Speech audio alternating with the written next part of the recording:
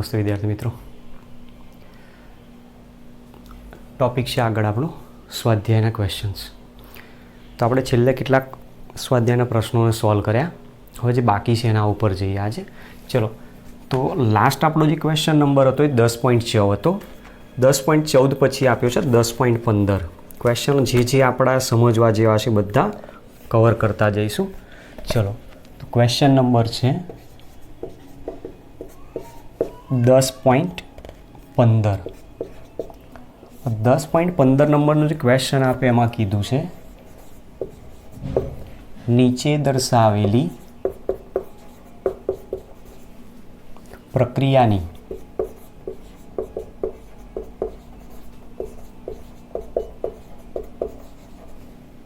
ક્રિયાવિધિ લખો. નીચે દર્શાવેલી પ્રક્રિયાની ક્રિયાવિધિ લખો. પ્રક્રિયા આપેલી છે NBUBR plus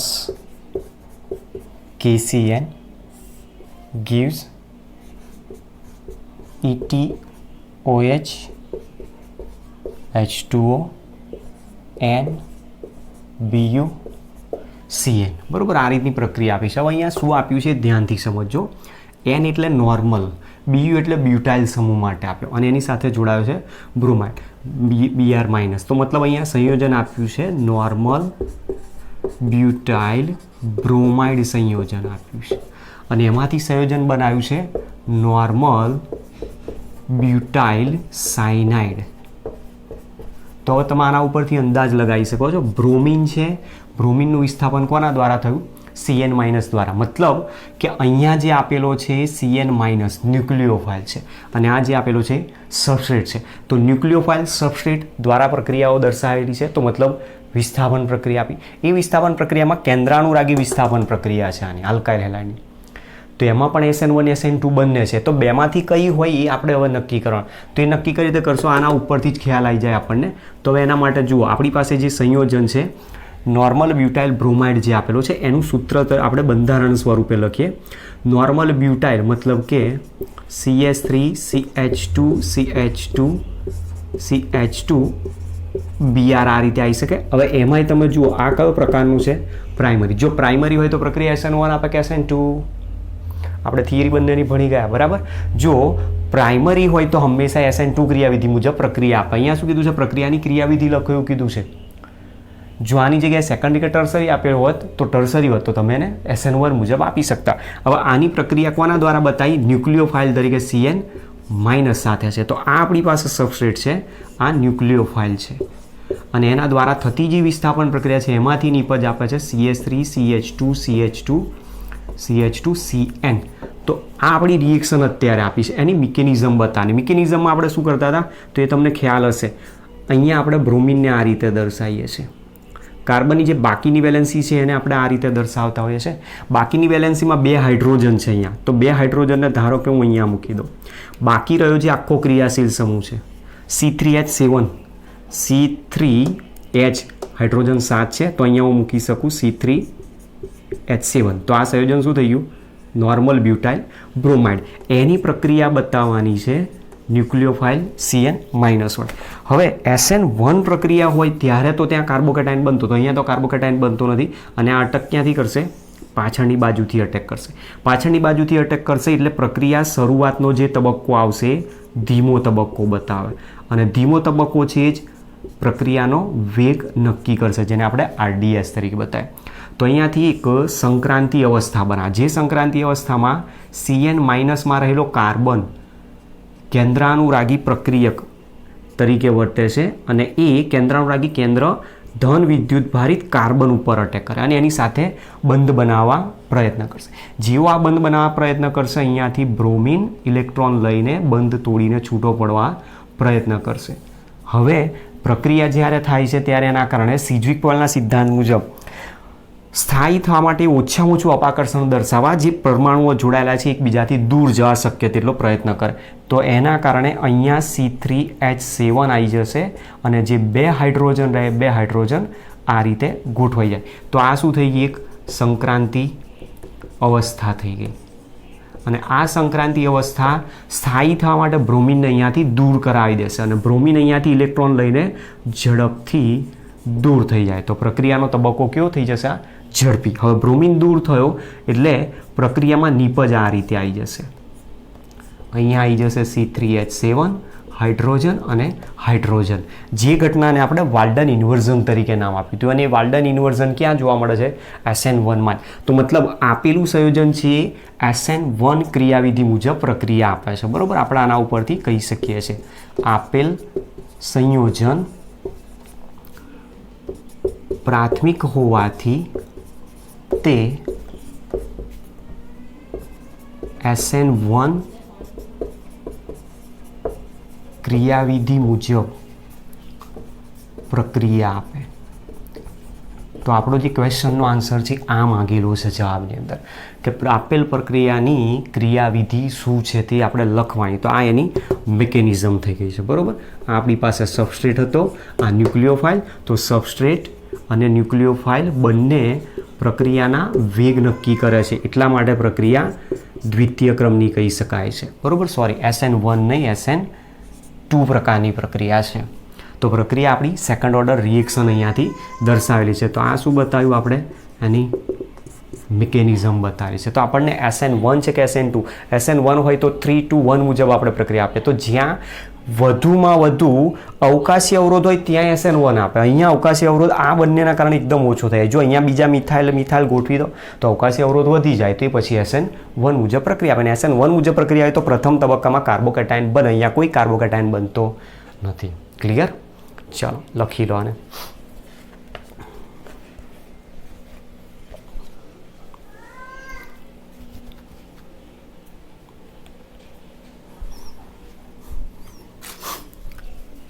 ત્યાર પછી 10.16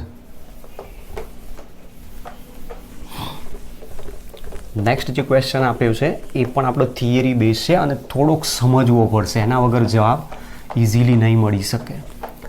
એટલે પ્રક્રિયાઓ જે અહીંયા આપેલી છે, થિયરી બેઝ જે ક્વેશ્ચન્સ આપેલા છે, બધા જ આપણા માટે ઇમ્પોર્ટન્ટ ક્વેશ્ચન છે. અને સ્વાધ્યાયમાં તો હંમેશા શક્ય હોય ત્યાં સુધી દરેક ક્વેશ્ચનને અટેન્ડ કરવાનો પ્રયત્ન કરો, એને તૈયાર કરો. તૈયાર કરશો તો થિયરી ક્લિયર થઈ જશે. ક્વેશ્ચન આપેલો છે નેક્સ્ટ 10.16 નંબર. એમાં કીધું છે પ્રત્યેક જૂથના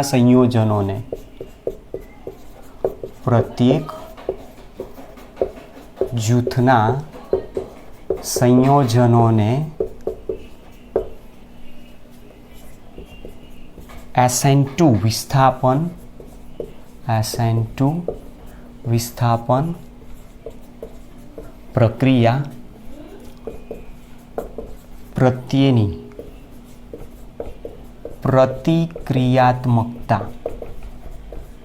પ્રતિક્રિયાત્મકતાના ક્રમમાં ગોઠવો.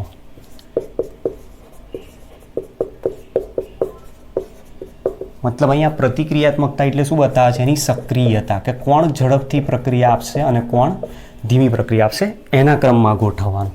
ચલો, એમાં પહેલો પોઈન્ટ આપેલો છે 2-bromo 2-methyl butane. બીજા નંબરમાં છે 1-bromo 3-methyl butane. અને ત્રીજો આપેલો છે આપણને, ચલો એને અહીંયા જ લખી દઈએ છે, પોઈન્ટ નંબર 3.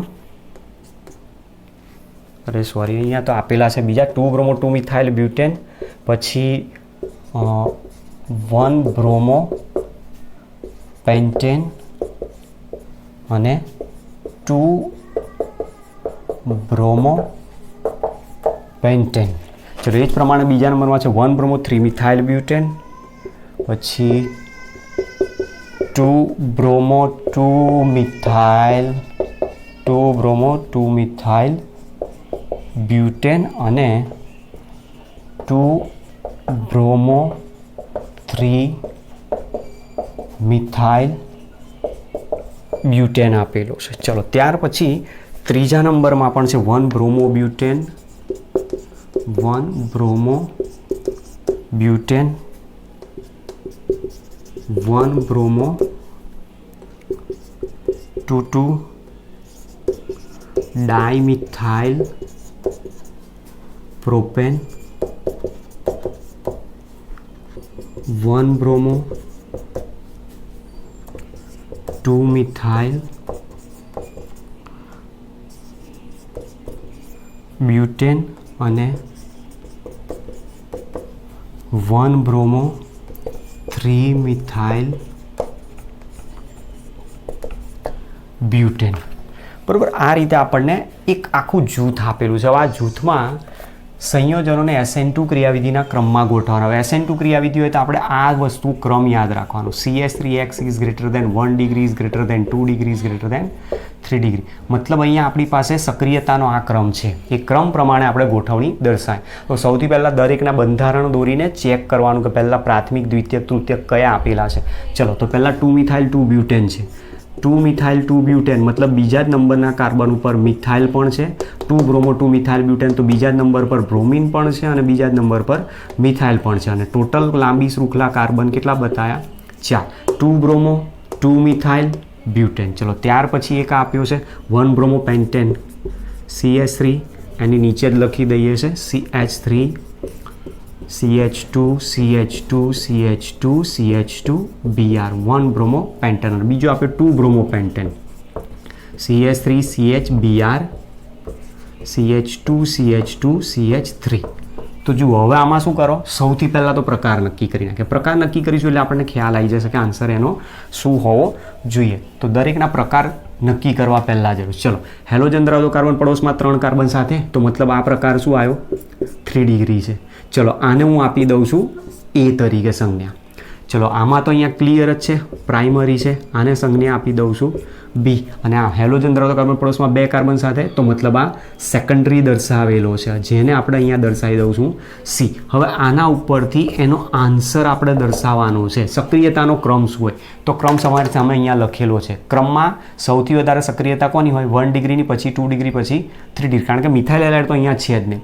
તો આપણે એ પ્રમાણે જોવાનું 1 2 3. તો મતલબ પહેલો B આવશે, પછી એનાથી ઓછો C આવશે અને પછી એનાથી ઓછો A.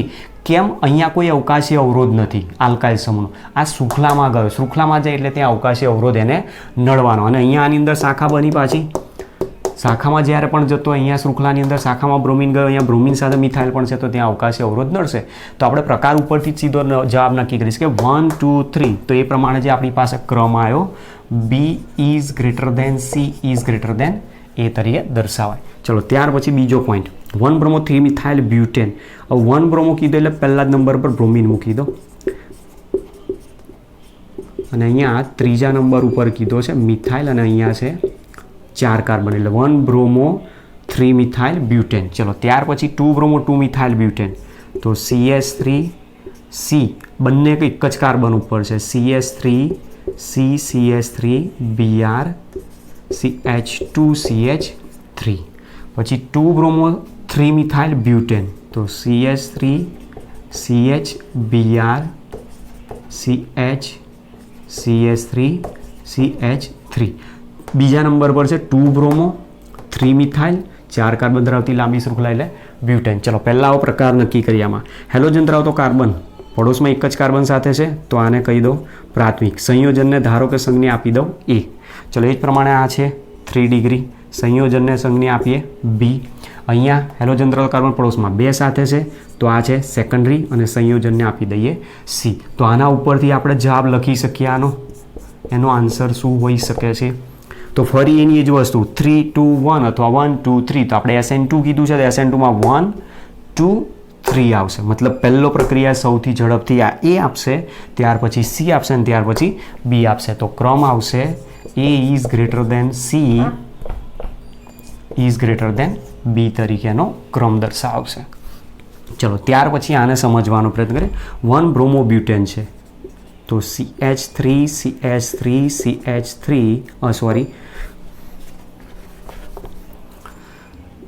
CH3 CH2 CH2 CH2 Br. 1 bromo 4 carbon ધરાવતી શૃંખલા બ્યુટેન. 1 બ્રોમો 2 2 ડાઇમિથાઇલ પ્રોપેન છે, તો CH3CH2 અને 4 કાર્બન ધરાવતી શૃંખલા એમાં અહીંયા પહેલા નંબર પર બ્રોમિન અને બાકીના 2 ઉપર 2 મિથાઇલ સમૂહ આપેલા છે આ રીતે.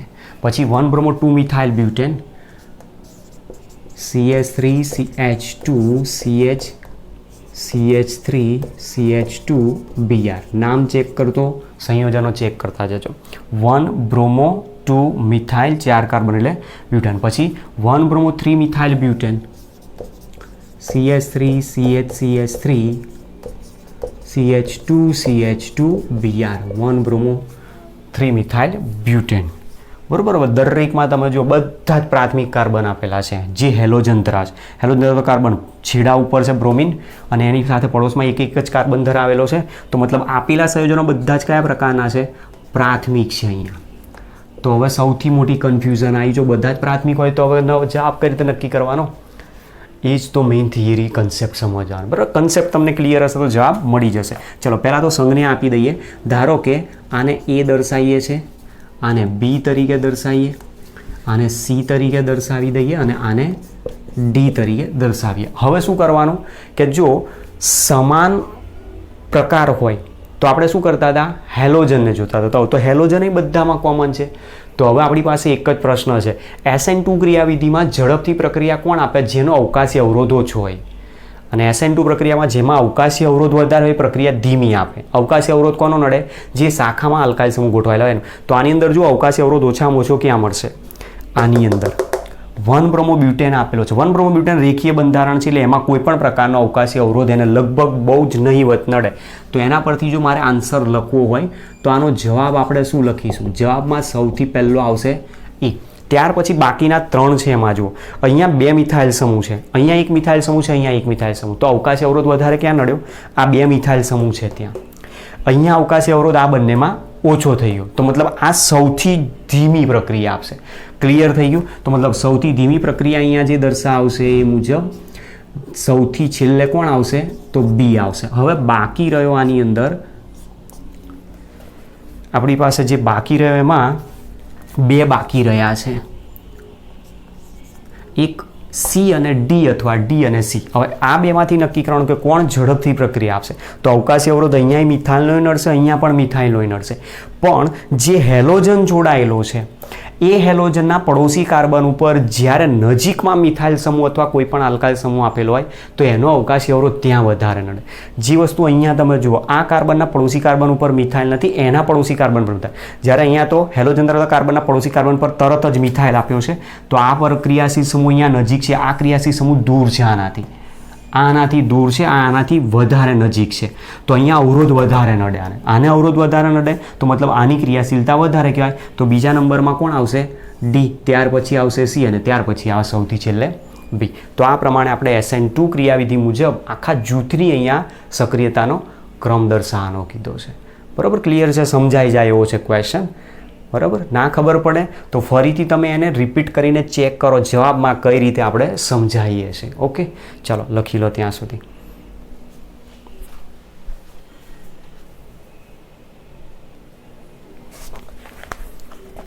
ચલો ત્યાર પછીનો ક્વેશ્ચન નંબર 10.17 આપ્યો છે. 10.17માં ક્વેશ્ચન છે C6H5CH2Cl અને C6H5CHCl C6H5 પૈકી કયું સંયોજન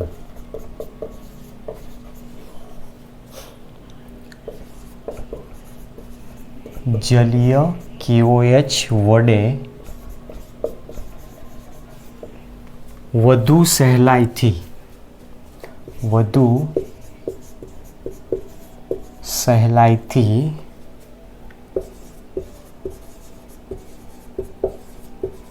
જળ વિભાજન પામે છે. હવે આ પણ એક થિયરી બેઝ આપણને જવાબ શોધવાનો છે. પ્રશ્નને પહેલાં સમજીએ શું કહેવા માંગે છે. એક સંયોજન અહીંયા આપેલું છે C6H5CH2Cl, બીજું છે C6H5CHCl C6H5. એમાં કીધું જલીય KOH વડે પ્રક્રિયા આપવાની. તો ધ્યાન રાખજો, આપણે લાસ્ટ રિએક્શન્સ જે બધા ભણ્યાની અંદર મેં કહ્યું હતું કે જલીય KOH હોય તો હંમેશા વિસ્થાપન પ્રક્રિયા આપશે, આલ્કોહોલિક KOH હોય તો બીટા વિલોપન પ્રક્રિયા આપે. તો જલીય KOH છે તો મતલબ અહીંયાથી શું કરશે, ક્લોરીનને દૂર કરાવશે. તો ક્લોરીન દૂર થશે અને OH દાખલ થઈ જશે, એટલે ત્યાં વિસ્થાપન પ્રક્રિયા આપશે. અને એ પ્રક્રિયાને અહીંયા જલીય KOH વાપર્યો છે એટલે નામ શું આપ્યું છે, જળ વિભાજન કોણ પામે. તો હવે આપણે અહીંયા તમે જુઓ કે આ સબસ્ટ્રેટ થઈ ગયા બંને એક રીતે, અને આ શું કહેવાય, OH માઇનસ ત્યાં દાખલ થશે એટલે ન્યુક્લિયોફાઇલ. તો મતલબ SN1 SN2 બંને રીતે આપણે આને અહીંયા સમજાવવી પડશે. તો જો SN1 મુજબ સમજવાનો પ્રયત્ન કરીએ આપણે, તો આપણી પાસે જે સંયોજન છે C6H5 CH2Cl, આની અંદરથી શું કરીએ, હેલોજનને દૂર કરાવીએ. જો હેલોજનને દૂર રહે, હવે સંયોજન આપ્યું છે એનું બંધારણ એકચ્યુઅલી દર્શાવીએ તો આપણને એકદમ ઇઝીલી ખ્યાલ આવશે. બંધારણ એનું આ રીતે છે C6H5, અથવા તો અહીંયા બેન્ઝીન રિંગની જગ્યાએ પાઈ બોન્ડ જ મૂકી દઈએ, C6H5 CH2Cl છે. અને એમાંથી તમે હેલોજનને દૂર કરાવશો, હેલોજન દૂર થશે એટલે અહીંયા આવી જશે CH2 પ્લસ Cl માઇનસ. તો આ શું થઈ ગયો, પ્રાથમિક કાર્બોકેટાયન, બેન્ઝાઇલિક કાર્બોકેટાયન બનાવી દીધો. ચલો બીજામાં એ જ રીતે સંયોજન આપેલું છે આપણને, બે બેન્ઝીન રિંગ જોડાયેલી છે, ધ્યાનથી જુઓ, C6H5 C6H5 અને વચ્ચે કાર્બન છે, અને એ કાર્બન ઉપર એક હાઇડ્રોજન અને એક ક્લોરીન આપેલો છે, C6H5 ટ્વાઇસ, અને આ રીતનું બંધારણ છે. અહીંયાથી પણ હેલોજનને દૂર કરાવો તો બીજો એક કાર્બોકેટાયન અહીંયા પણ બનાવશે, તો CH પ્લસ. આ રીતનો કાર્બોકેટાયન બનશે Cl માઇનસ. હવે જવાબ આના ઉપરથી આપવાનો છે. જો પ્રક્રિયા SN1 ક્રિયાવિધિ મુજબ થતી હોય, જો પ્રક્રિયા, અહીંયા પ્રાથમિક કાર્બોકેટાયન આવ્યો છે, અહીંયા કયો છે, સેકન્ડરી કાર્બોકેટાયન છે. જો પ્રક્રિયા SN1 ક્રિયાવિધિ મુજબ થતી હોય, તો SN1 પ્રક્રિયા હોય તો શું બનાવે, મધ્યવર્તી કાર્બોકેટાયન. તો કાર્બોકેટાયનની સ્ટેબિલિટી અહીંયા મેઇન કામ કરે. વધારે સ્ટેબલ કયો કહેવાય, સેકન્ડરી કાર્બોકેટાયન. ક્લિયર? આ સીધો જ એના ટોપિક ઉપરથી 3, 2, 1, તો 2 ડિગ્રી વધારે, 1 ડિગ્રી પછી, તો ઝડપથી પ્રક્રિયા આપી શકે એવું આપણે કહી શકીએ. સાથે સાથે બીજું લોજિક કે આના જે પાઈ ઇલેક્ટ્રોન છે અહીંયા આપેલા, એ પાઈ ઇલેક્ટ્રોન શું કરશે, સંસ્પંદનમાં અહીંયા ભાગ લઈ શકશે, કારણ કે પોઝિટિવ ચાર્જ છે. એ જ વસ્તુ અહીંયા પણ આ સંસ્પંદનમાં ભાગ લઈ શકે, અહીંયા તો આ પણ ભાગ લઈ શકે સંસ્પંદનમાં. તો અહીંયા માત્ર એક જ એરોમેટિક રિંગના કારણે સંસ્પંદન જોવા મળે, જ્યારે અહીંયા બે એરોમેટિક રિંગના કારણે સંસ્પંદન જોવા મળે. તો આપણે પોઈન્ટ એ પણ ભણ્યા, જેમ સંસ્પંદન વધુ તેમ કાર્બોકેટાયનની સ્થિરતા વધારે કહી શકાય. તો મતલબ ઝડપથી સ્થાયી નિપજ કોણ આપશે, આ સંયોજન આપી શકે. મતલબ આનું હાઇડ્રોલિસિસ, જળ વિભાજન ઝડપથી થાય. તો આપણે એ આન્સર લખવાનો છે કે જો પ્રક્રિયા SN1 ક્રિયા મુજબ થતી હોય તો ઉપર દર્શાવેલ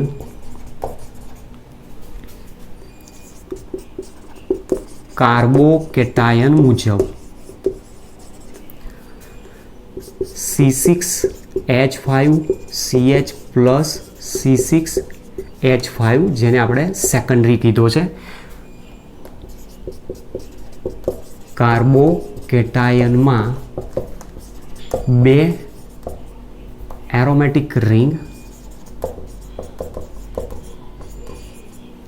બે એરોમેટિક વલયના સંસ્પંદનને કારણે તે C6H5 CH2 પ્લસ, જેને આપણે પ્રાઇમરી તરીકે બતાવ્યું છે,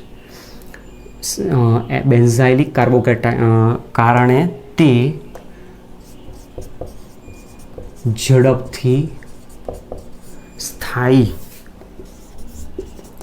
નિપજ આપે, જેથી કહી શકાય કે SN1 પ્રક્રિયા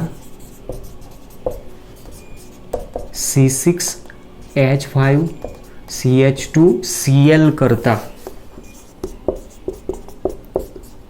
C6H5 CHCl C6H5 વધુ ઝડપથી આપશે.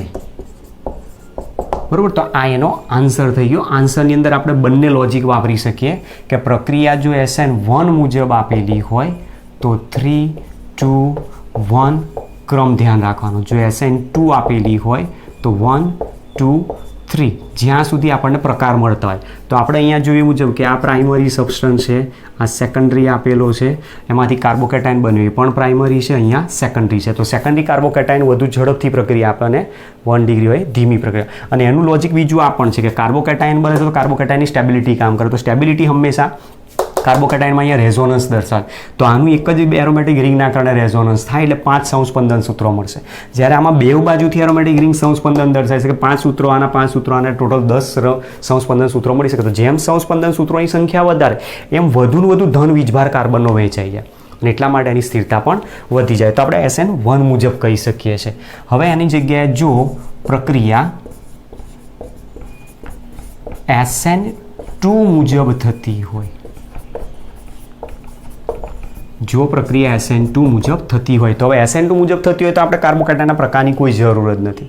તો પ્રકાર પરથી તમે ડાયરેક્ટ નક્કી કરી શકો આ 1 ડિગ્રી છે, આ 2 ડિગ્રી છે. તો ઝડપથી પ્રક્રિયા કોણ આપે? બેન્ઝાઇલ ક્લોરાઇડ ઝડપથી પ્રક્રિયા આપે.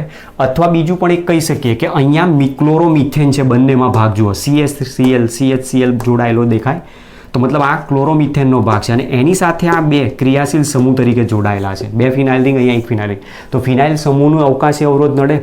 તો આપણે પોઈન્ટ એ પણ ભણી ગયા કે અવકાશી અવરોધ વધારે હોય તો તો SN1 મુજબ પ્રક્રિયા ઝડપથી આપે. તો એ જ વસ્તુ અહીંયા પણ આવી ગઈ જુઓ.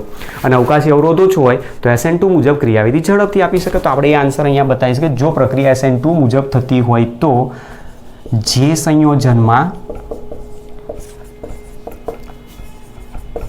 અવકાશીય અવરોધ ઓછો હોય તે સંયોજન ઝડપથી પ્રક્રિયા આપે. તેથી કહી શકાય કે C6H5CH2Cl નું જળ વિભાજન, બરોબર, અહીંયા આપણને જે પ્રક્રિયા આપી છે એ વધુ ઝડપથી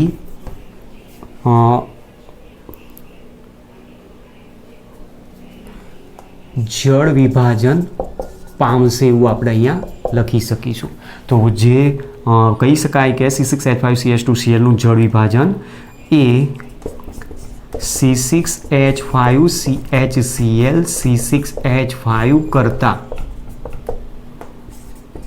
વધુ ઝડપથી થશે. તો આ આન્સર એની અંદર આપણે સમજાવવાનો છે, જેના આધારે તમે અહીંયા OH જોડી દેશો એટલે બંનેમાં પ્રોડક્ટ પણ એની સરળતાથી મળી જશે. ક્લિયર છે? ઓકે, ચાલો લખી લો.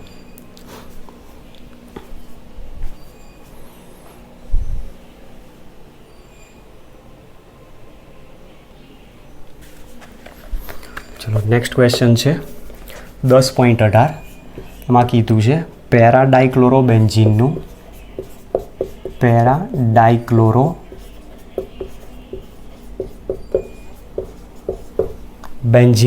ગલન બિંદુ અને દ્રાવ્યતા તેના ઓર્થો અને મેટા સમઘટકો